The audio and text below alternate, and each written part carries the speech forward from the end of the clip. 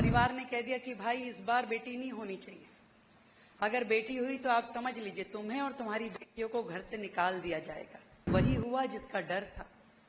एक और बेटी, एक और लक्ष्मी घर आ गई। बैठ के अंदर दरवाजे के पीछे छुप छुप के रोती रही। बच्ची के रोने का क्रुदन की आवाज उसकी कानों में पड़ती रही, जिसकी ऑलरेडी 3 बेटियां थी। परिवार में जब अगली बार उसका डिलीवरी टाइम आया तो परिवार ने कह दिया कि भाई इस बार बेटी नहीं होनी चाहिए, अगर बेटी हुई तो आप समझ लीजिए तुम्हें और तुम्हारी बेटियों को घर से निकाल दिया जाएगा। वो मां बड़ी परेशान, उसने सोचा ये कोई मेरे हाथ की बात है, ये तो ईश्वर की देन है, मैं इसमें क्या कर सकती हूं। पर परिवार के लोग जो बहुत पुरानी परंपराओं को मानने वाले थे, उसी सोच को रखते थे, उन्होंने कहा नहीं हमें नहीं मालूम, बेटी हुई तो तुम जानो। और वही हुआ जिसका डर था। एक और बेटी, एक और लक्ष्मी घर आ गई। पति ने, सास ने कहा कि भाई हम तो रखेंगे नहीं, या तो तू अब जा इस घर से, ले जा अपनी 4 बेटियों को, या अपने हाथों से इसको मार डाल। बड़ी सोच में बड़ी रोई, बड़ा कल्पी,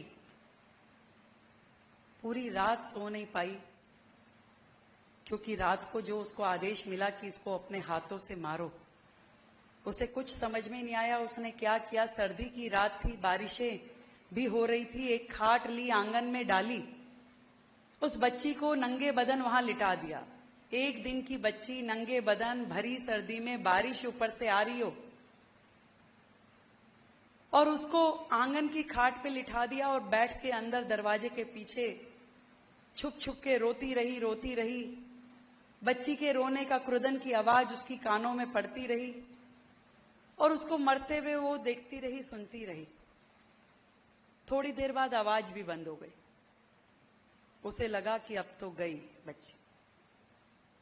आंसू आंख में लिए सुबह उठ के वो बाहर आई, और उसने देखा कि बच्ची का पूरा बदन नीला पड़ चुका था। उस बच्ची को उसने गोद से उठाया, सीने से लगाया, तो महसूस किया कि उसकी धड़कन चल रही है, और धड़कन चल रही है ये देख करके वो बेतहाशा उसको लेके भागी।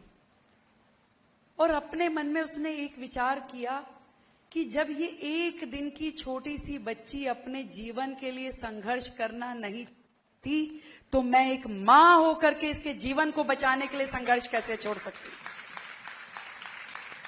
एक मां होकर के मैं इसका जीवन बचाने की लड़ाई मैंने कैसे छोड़ दी। तो आप समझिए कि जितनी भी ये बेटियां यहां बैठी हैं, आपकी मां ने वो सफर जरूर तय किया होगा जो बेटी बचाओ से लेके बेटी पढ़ाओ तक का था।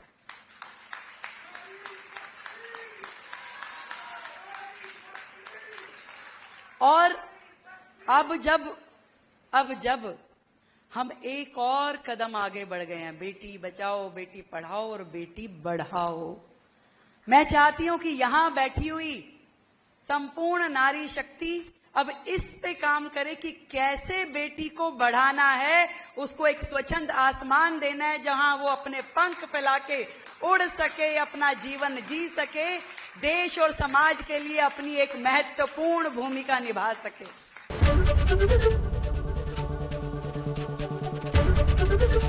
एबीपी गंगा, खबर आपकी, जुबान आपकी।